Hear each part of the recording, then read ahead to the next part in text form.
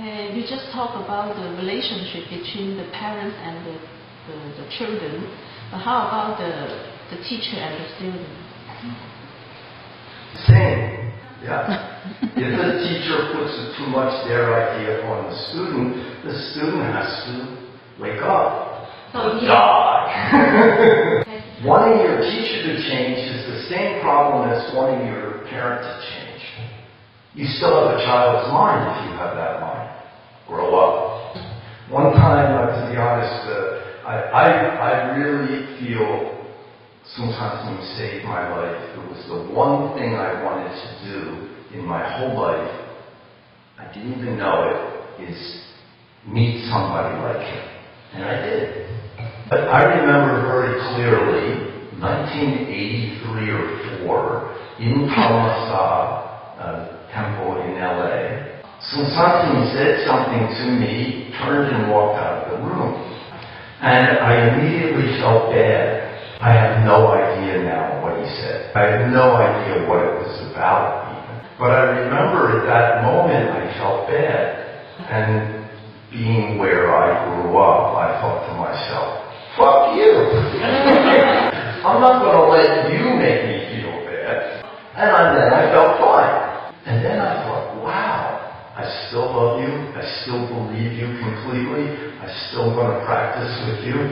But whatever you just said, forget it. I was surprised at myself. But I thought, wow, did you just grow up a little bit? If a kid grows up, then even if their parents do the same thing they always did, the kid can handle it so much better. It won't move the kid. They don't even have to get angry. That's our true original mind functioning by itself, naturally.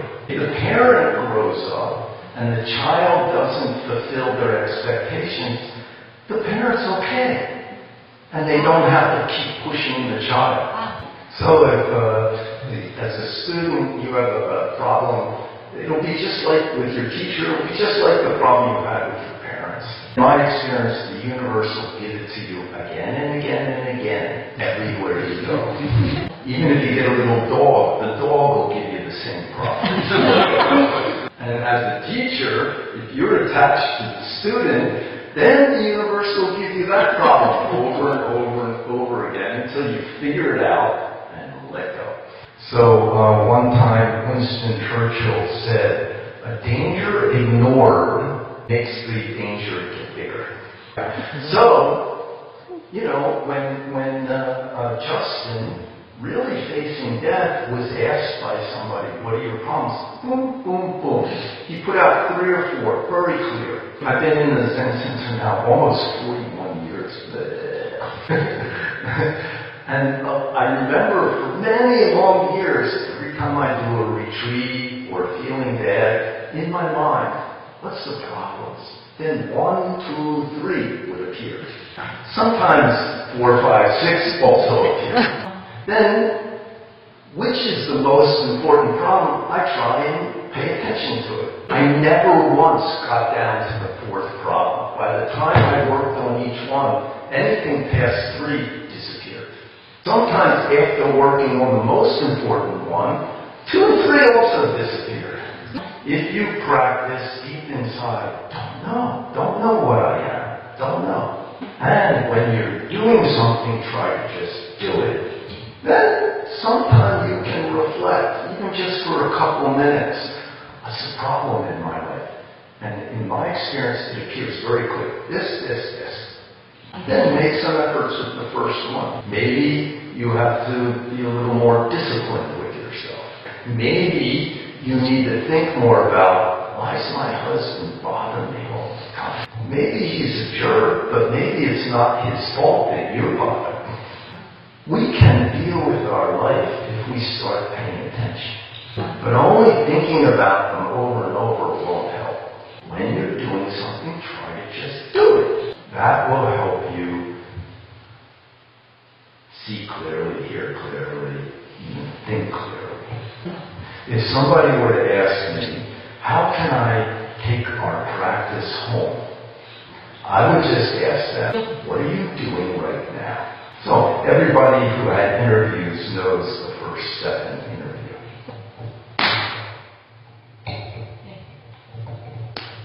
That's the first answer in every interview. If you don't know that, now you know it. If you can bring that to every interview, you'll always get the first answer to a question correct. Then what? Thinking about it won't help. If somebody asks you, what are you doing right now? First point is hit your mind. Cut your thinking for a moment. Then the teacher might say, only that? If you guys ask me, what are you doing right now? And I hit it, and you said, only that. Then I say, sitting on a cushion, giving you a Dharma talk. If that mind got stronger while you were practicing sitting, eating, chanting, then take that same mind home to each thing you do. Maybe you're driving a car. Then ask yourself, what am I doing right now? Driving the car and thinking about what a jerk my husband or wife is. If you keep that thinking, you'll have a car accident. What am I doing right now? Driving my car thinking about, I don't have enough money. This kind of thinking will not help you drive the car, so not necessary. If you drive a car and keep this thinking, soon you'll have less money. So when you do those things, unless you're all caught in your head with your thinking, naturally you start to, when you're doing something, try to just do it. So, how to take my practice home? Once in a while, every day, ask yourself, what am I doing right now? If you find yourself thinking a lot instead of doing something, then you better do mantra a lot. Then this example is making your mind more simple. Driving the car and chanting quantum bosa, quantum bosa, quantum bosa, quantum bosa. That will help your mind become more clear. Thinking about everybody will not help you. Only a little bit. Pick your 3 most important problems and just work on the first one and bring your mind to practice mind moment to moment. So take your practice home. First is, what am I doing right now? How am I keeping my mind right now? Second, since Sunim always encouraged all of us, do 108 bows every morning. It's good for the body. It's good for your mind. Cheaper than a health club or a diet. It's free. And it only takes max 10 to 15 minutes. Why first thing in the morning? Bowing helps body and mind become one. Better than coffee. First bow, then coffee. And if you can, every day, little sitting in a chair is okay. Just 10 minutes every day is good. Or twice a day, or 20 minutes, or 30 minutes. You choose and do it. Then what? Be aware of your breath coming in, coming out. Let your mind go anywhere, no hindrance. Don't worry about your thinking, but be aware where you put your attention. Put your attention on being aware of your breathing. If you can, on your tanjana. And if you have lots of thinking, put your attention on breath and mantra. Then slowly, your don't-know mind will become stronger. Finally, you can control your feeling, your condition, your situation. Then you can believe in your true self, not your I, my, me, very 100%. Then your actions will help all beings. So good luck.